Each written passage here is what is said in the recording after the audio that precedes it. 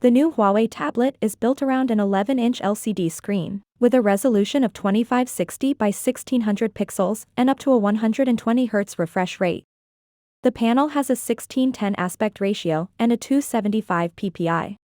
The display is covered by either regular glass or matte glass.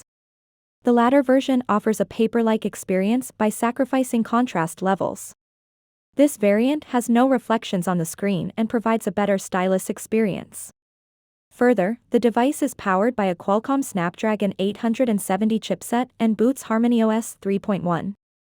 It draws power from a 7,250 mAh battery with support for 22.5W wired charging.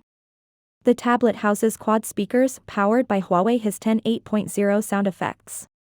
On the connectivity front, it comes with dual-band Wi-Fi, Bluetooth 5.1, and USB Type-C. For optics, it uses a 13MP rear camera and an 8MP front-facing camera on the side bezel. Last but not least, it measures 7.2 mm in thickness and weighs about 480 g. Regular glass. 6 GB plus 128 GB, 2,299 yen, $335.